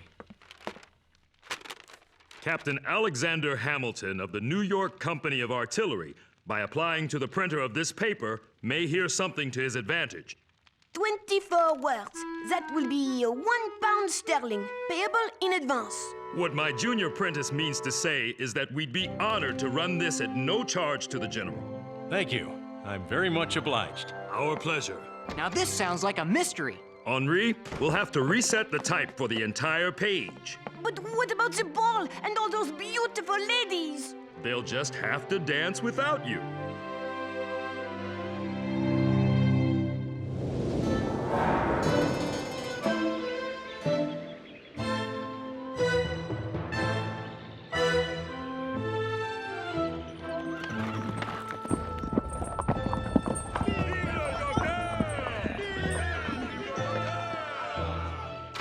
Welcome to Paris, Dr. Franklin. Silas Dean, my old friend. Good to see you again. How goes your mission to win support from France? Not well, Ben. Not well at all. What's all that about? Some sort of celebration? Take a look out your window. Ben Franklin's the most famous man in Europe. Well, I'll be.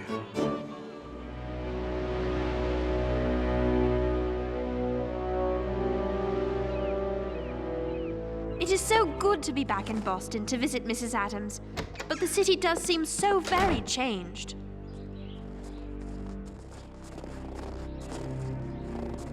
Sarah! It's so good to see you again.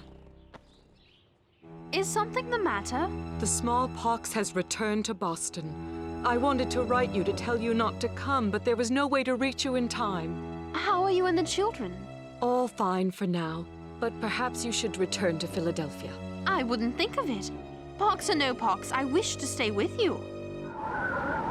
It's easy, really. You bow and take the lady's hand like this. Then you twirl her and... Excusez-moi. I'd like to speak to the proprietor of this newspaper. Then you'll have to go to Paris, France. This advertisement. What does it mean that I may hear something to my advantage? You're Captain Alexander Hamilton. That's right. That advertisement was placed by General Washington himself.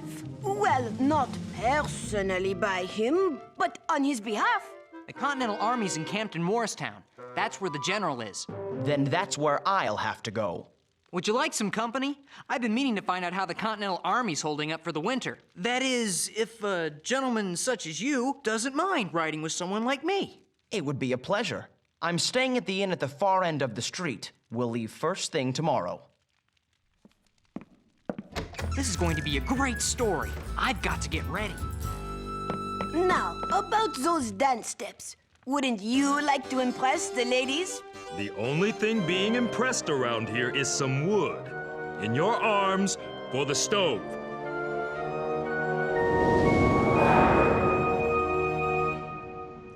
Now, where were we, Silas? You were about to tell me whether you have any good news from America. Sadly, I do not. Ben, I've worked tirelessly to convince the French government that ours is a cause worth helping. But it's been months since I've heard from Congress.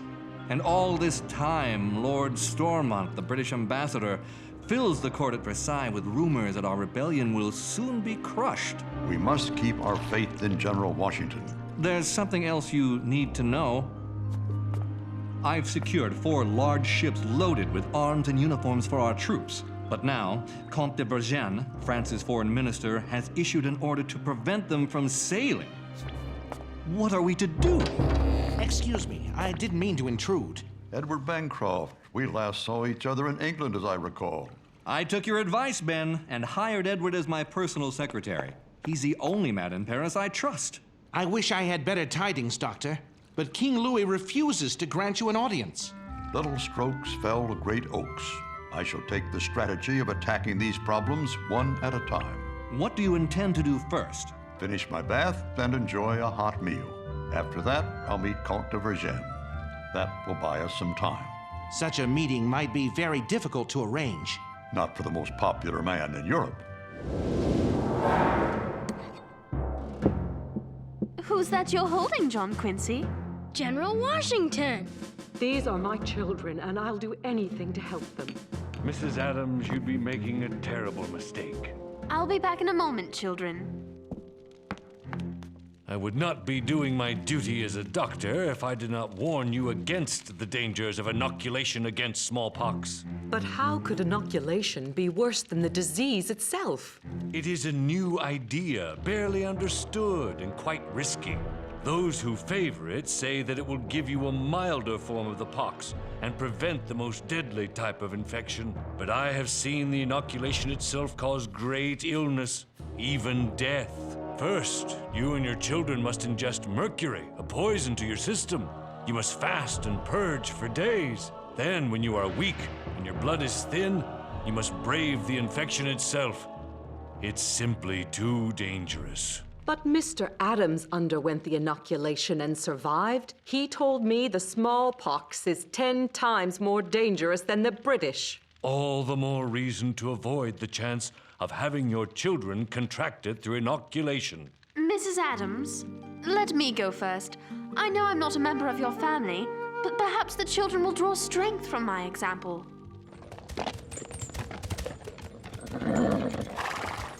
With good weather, we should reach Morristown by the end of the week. And then I will have to face General Washington and explain how my artillery company has been reduced to a mere handful of tired, hungry, sick men. It's a good thing General Washington seems to favor true gentlemen like you. What's so funny? I'm no aristocrat, nor ever was. I was born in Nevis in the Caribbean Sea. My father abandoned us, and my mother died penniless before I was 13. I lost my own parents as well. If it weren't for Ben Franklin's help, well, I don't know where I'd be. Mighty oaks from tiny acorns grow, eh, James? I sensed a kinship between us from the very start.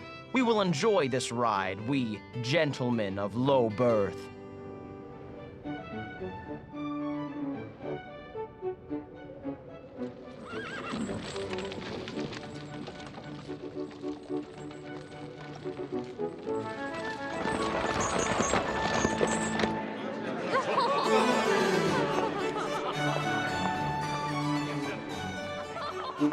General Howe has assured me personally that the rebellion will be over by spring. The rebels are deserting General Washington's army like, forgive the expression, rats from a sinking ship. I even have it on good authority that this Benjamin Franklin fellow fled the colonies in such haste because he was caught stealing from the American treasury. Merci beaucoup, Lord Stormont. You may be assured I will convey this news to His Royal Highness King Louis. On behalf of the British Crown, I would be most... Good evening. I don't believe it. Sacre bleu. Bonsoir. Bonsoir. Côte de Virgin, Ben Franklin at your service. Dr. Franklin, what a surprise. Welcome to Versailles. A man of my years is happy to be welcomed anywhere. Permit me to introduce Lord Stormont. He was just telling us that you left America under rather arid circumstances. It was merely a rumor.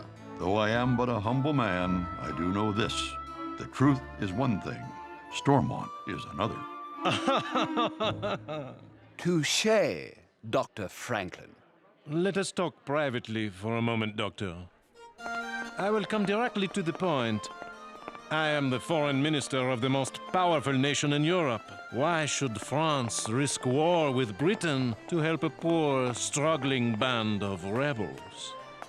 Because our cause is the cause of all mankind. We are fighting for your liberty when we defend our own. A lofty sentiment, I am sure, though I don't think King Louis would think very highly of it. Then tell His Majesty this. The new United States control immense wealth through trade. Trade that could be redirected to France under the right circumstances. It's no secret France and Britain are on the verge of war, but we can treat each other like families. If yours were to help ours now, we would surely help yours later. And what would you like my French family to do right now? Release Mr. Dean's 4 ships. Let them sail to America to replenish the Continental Army. And that is all? I told you I was humble. We shall see, Dr. Franklin. Are you all right, Sarah? Should we go inside? No, the fresh air is good for me. I do believe the inoculation is working. I received another letter from my John today. Congress has returned to Philadelphia. He so wishes he could be here with us. It must feel good to read his letters. Sometimes I close my eyes and imagine him there in the room with me. Have you heard from your father? Not for a very long time. He will write you, I am sure. And then I will close my eyes and imagine him beside me. Sarah? Sarah, are you all right? Sarah!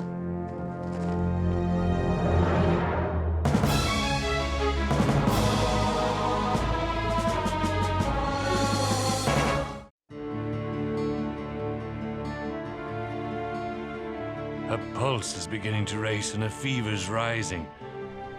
What about you and your children? Charles is quite ill, but nothing like Sarah.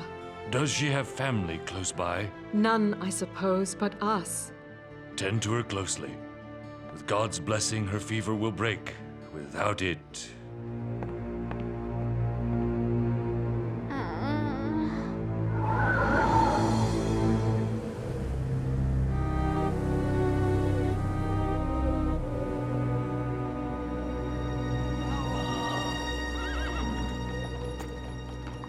Conditions are bad all over. Little food, not enough shelter for the soldiers, let alone their families. And smallpox. I've seen the signs of it before. This isn't what I expected after our victories at Trenton and Princeton. The conditions of war care little for victory or defeat. I found out General Washington's staying at Arnold's Tavern by the town's green. I suppose the moment of truth has arrived.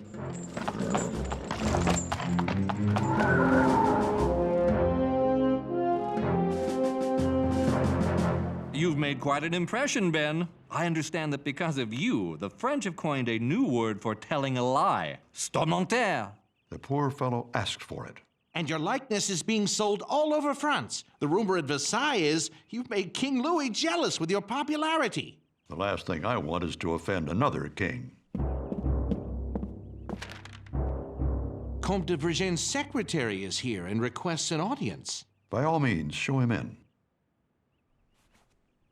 That's enough for today, Jacques. Merci.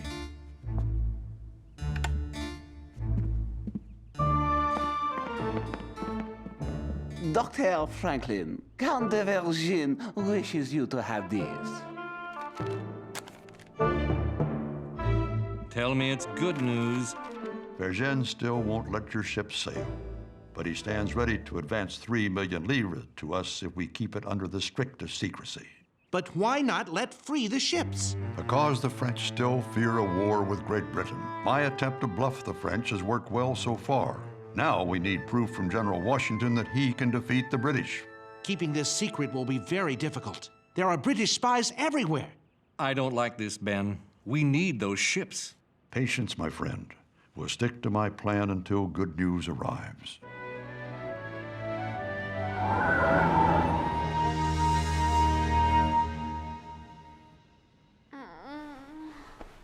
Father? Father!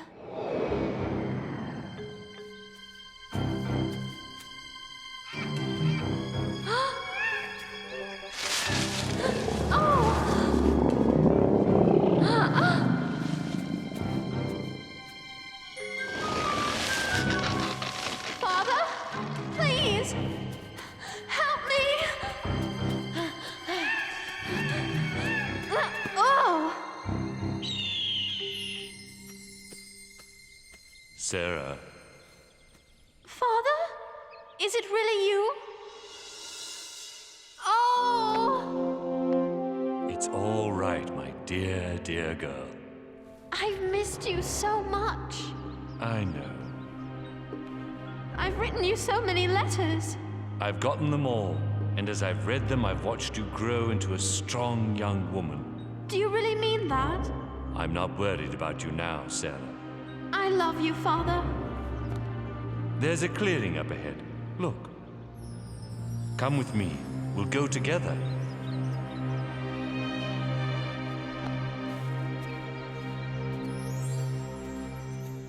I have been in France now well over a month and enjoy a surprising celebrity that I have endeavored to use to our advantage. What I lack, however, Is any word from Congress on the fate of our new United States? Is there any good news at all? Without it, I fear France will soon call my bluff. And without France as an ally, the light on our success will dim even more.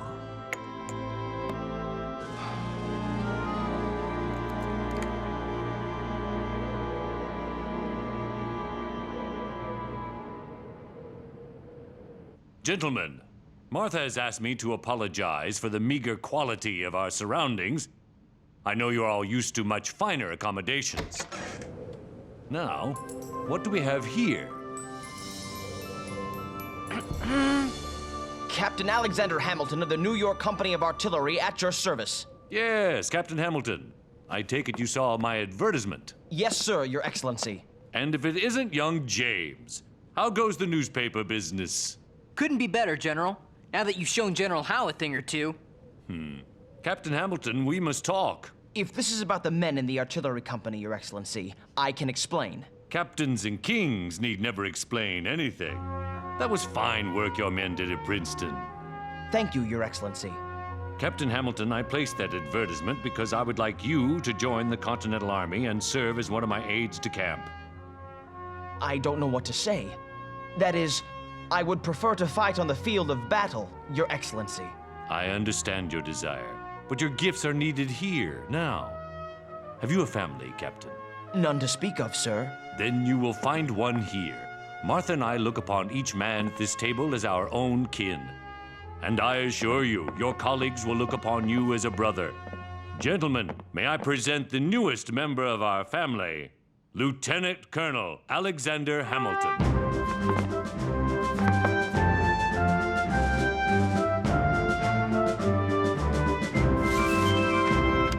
Yes? Ben, mail has arrived from America, and the news is good. Washington's won surprise victories at both Trenton and Princeton. I told you, my friend, that one must have faith in General Washington.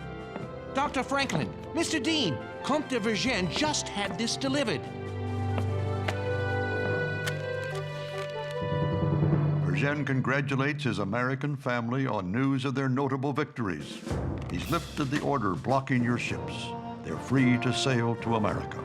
You did it, Ben. You outbluffed the English long enough for good news to arrive. This is one letter I'm happy I won't have to send.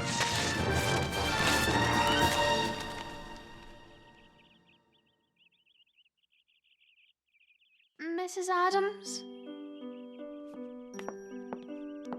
The fever's broken. I was so afraid we were going to lose you. I was so far away. And then, I know this sounds odd. My father helped me back. Everything will be all right now.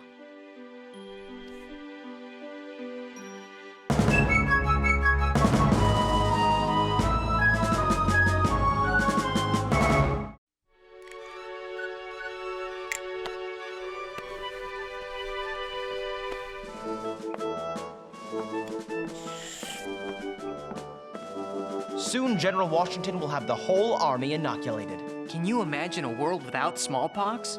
I'm afraid my imagination is not quite so vivid. It's the kind of scientific progress Dr. Franklin always talks about. Perhaps you should take the inoculation yourself. Would General Washington let me?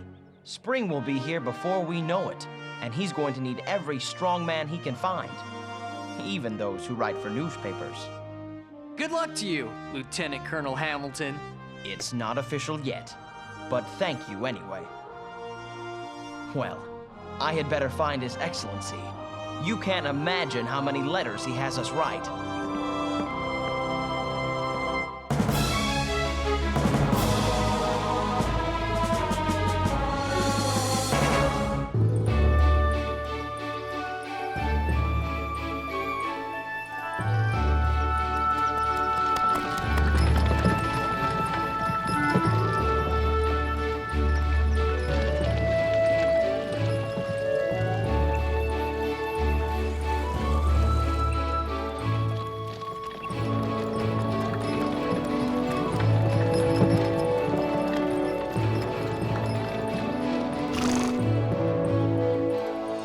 I built the house back in '35. I'm told it's the oldest complete house in all the Berkshires. It was in this house that we drafted our statement of grievances against English rule. Unfortunately, you can see how much attention King George paid to it. Thank you, Betty. You're welcome, ma'am. Betty, come here.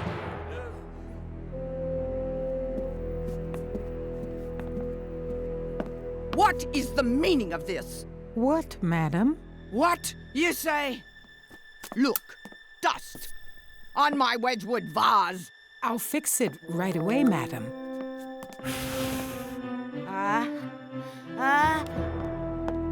Bless you, missus. Mrs. Adams, I'm delighted you could come. I do hope we will see your John back from Europe soon, too. If the news from Yorktown is good, Colonel Ashley, perhaps John and Dr. Franklin will rejoin us soon and bring along a peace treaty with them. It is my dearest hope that that comes to pass. Thank you. Mrs. Adams, I'm Theodore Sedgwick. I so admire the contributions you and your husband have made to our new nation. Theodore's the finest attorney in town. You don't want to find yourself on the other side of a case from him. Come, friends. Let us begin our meeting with the Declaration of Independence. Good idea. Hear, hear. Wonderful. When, in the course of human events, it becomes necessary for one people to dissolve the political bonds which have connected them with another, and to assume among the powers of the earth the separate and equal station to which the laws of nature and of nature's God entitled them, a decent respect to the opinions of mankind requires that they should declare the causes which impel them to the separation. Hi, honey. Did you come to help? That large man from Natick's drinking his 9th cup of punch. Lizzie, quiet. Well, what's more important, us running out of punch and me getting in trouble, or some old words the master's saying? Old words? Do you know what those old words are about? I don't, Betty, but I have a feeling you're about to tell me. Little sister, those words are about freedom. You and me have been slaves since we were born. What do we know about freedom? Nothing, Lizzie. Nothing at all. We hold these truths to be self-evident, that all men are created equal, that they are endowed by their Creator with certain inalienable rights, that among these are life, liberty, and the pursuit of happiness. But if someone offered me 1 minute's freedom and told me I had to die at the end of that minute, I'd take it. Just to stand 1 minute on God's earth, a free woman.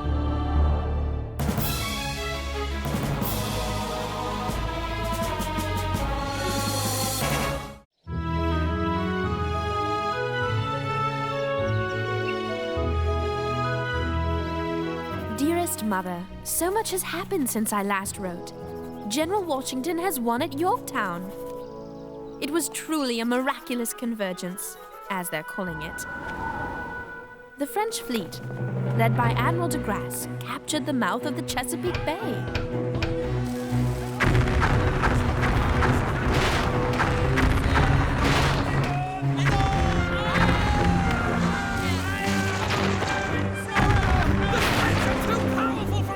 This trapped General Cornwallis.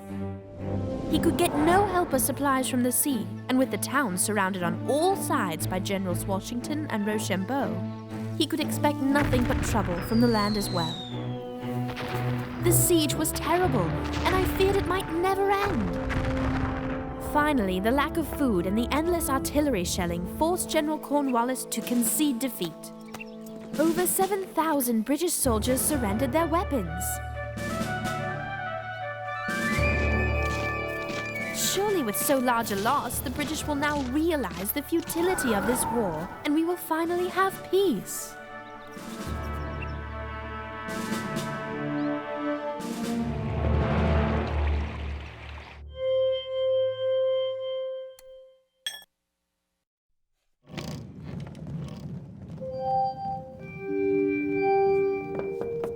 Entree. Dr. Franklin, wonderful news! Victory at Yorktown! Cornwallis has surrendered. The war is over. This is indeed wonderful news, mon ami. But is the war really over? That, I think, will be up to King George to decide. It is not over! What of our other generals, Cornwallis is not England! What of Clinton and his 6,000 men? What of our fleet? We are the largest naval force on the ocean, sir, and I'll thank you to remember that. We have defeated these colonists time and again, and we shall do so now. This change is nothing, and I shall write as much to the Secretary of State for America myself, directly. Away with you! I have business to attend to. Dear sir, there will be no peace without honor.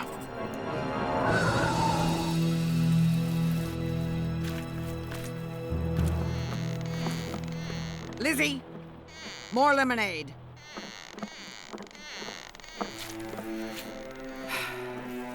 I'll get it, madam. I told Lizzie to do it. Lizzie? Right now! What were you eating?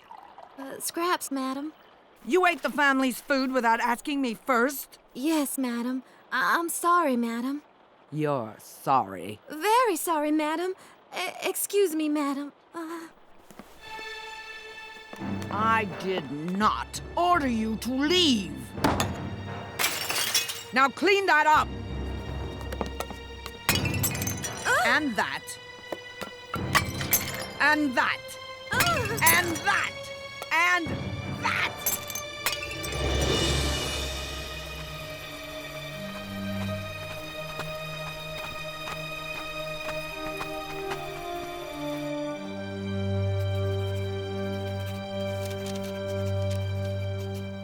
This is fascinating, Mr. Sedgwick.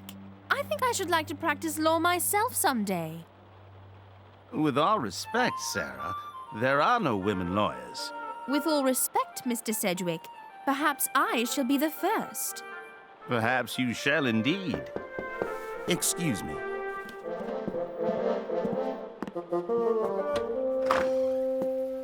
Betty, come in, please. Thank you, Mr. Sedgwick. Let me take your coat. Now, please, go in and be seated.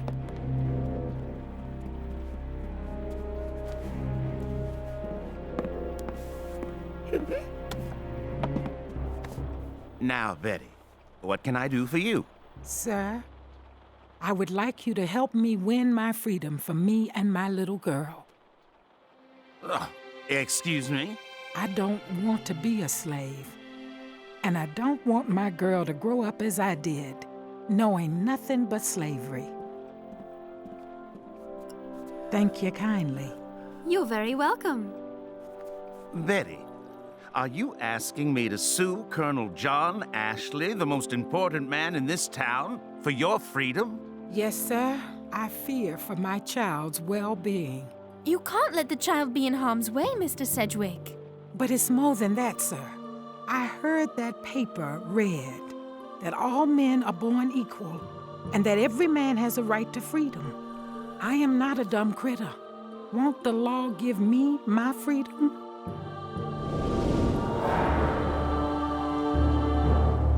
And what, my fellow members of Parliament, did King George Ostrich-like really in plain words say when he got the news of the defeat? He said, "Our losses in America have been most horrible. The taxes the British people are paying for this war are outrageously high. But even now that Lord Cornwallis has surrendered at Yorktown, and our hopes of victory in America have utterly disappeared, I forbid anyone from thinking of peace. My insane rage for revenge lives on, and only the total enslavement of my American subjects will lay it to rest. Gentlemen, what the king speaks is madness, and you, Lord North, must tell him so.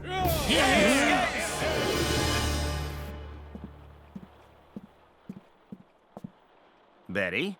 Why did you come to me?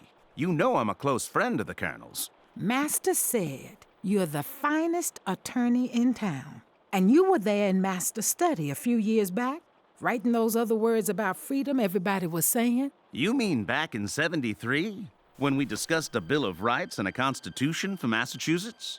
Yes, sir. When I was waiting at table, I was keeping still and minding things. I heard you, gentlemen. In all you said, I never heard but that all people are free and equal. I thought long about it and figured I'd see whether I did not come in among them. Sir, you must help. Has a slave ever won her freedom in court before? Yes, Sarah. A number of times. But those cases were always based on a master promising freedom to his slave and then breaking that promise. Colonel Ashley made no such promise to Betty. So you won't take Betty's case? On the contrary, that's exactly why I will take Betty's case. Yahoo!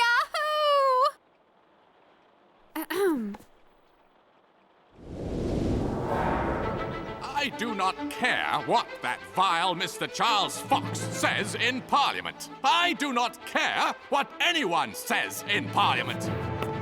Lord North, I do not care what anyone says in the entire world. I shall quit my throne before I shall break apart this British Empire which I love and serve. I shall never surrender to those American rebels. Never!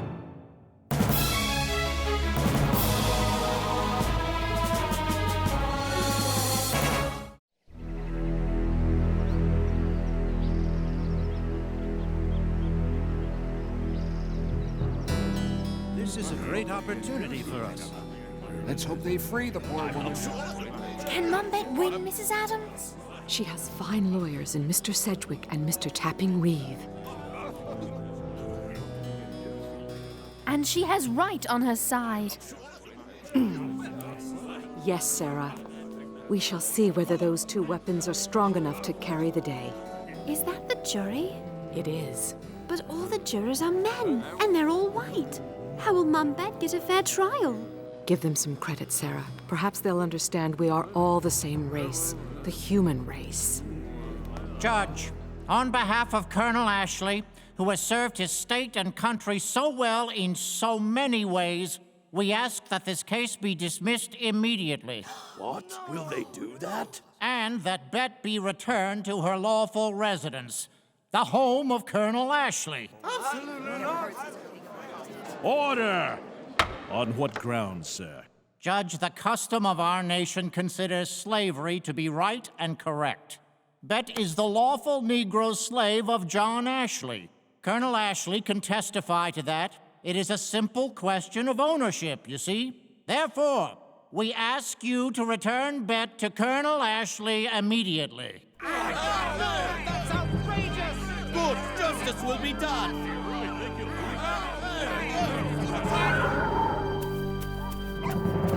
Your Highness! Now my cowardly Premier, Lord North, has sent me his resignation. They are all against me. Well, I shall not accept this. And I shall not let my colonies go. The British Empire, like these hounds, is strong. The rebels, like the fox, are weak. Majesty, I'm afraid sometimes the fox does escape the hound. The court rejects Colonel Ashley's motion to dismiss this case. Mr. Sedgwick, you may speak for your client. Thank you, Judge. In the past, a slave in Massachusetts has been freed only when a master went back on a promise to free that slave. But we would like to make two different arguments. Two new arguments. First, no Massachusetts law has ever established slavery as legal. I defy Colonel Ashley to show me one that does. Second, even more importantly, even if such a law did exist, it would be canceled out by our state's new constitution.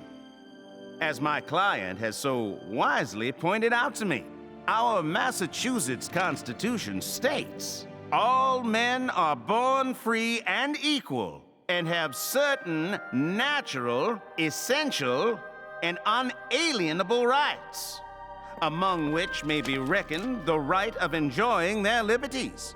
Gentlemen, Betty cannot be the lawful slave of Colonel John Ashley for a very simple reason. Slavery is unlawful.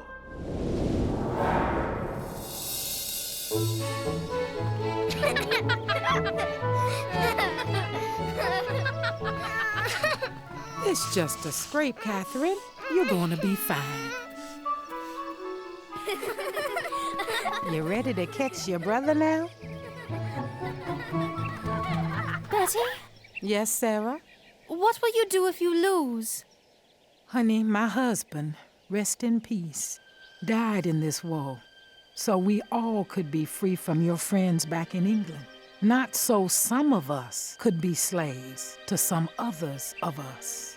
Somehow, sometime, me and Lil Bet are gonna be free, and you can count on that. Betty, Sarah, the jury's coming back.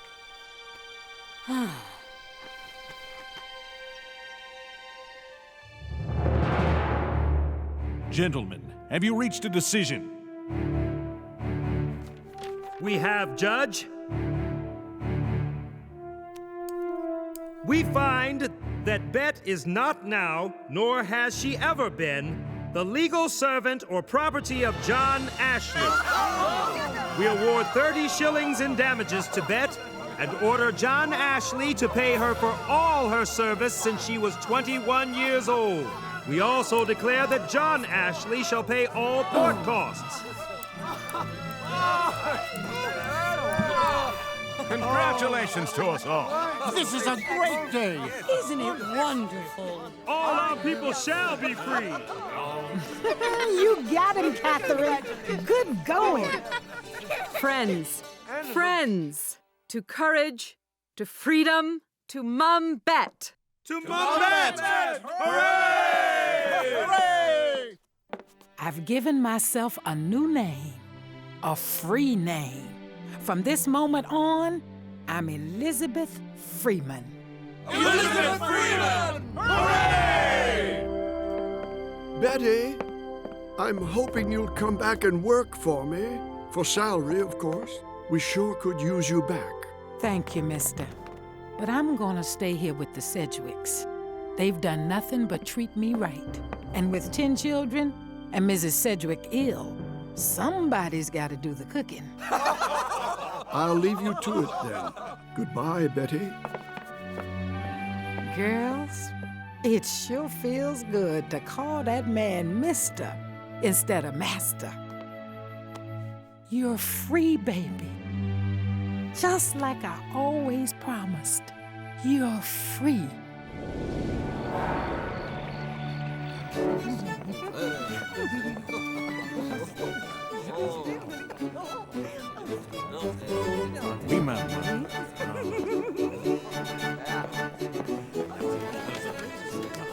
My good friends, King George has come to his senses. He wishes to negotiate peace with France and with the new United States of America. Vive les États-Unis! Vive les docteurs! Vive Perhaps I ought to make that announcement again.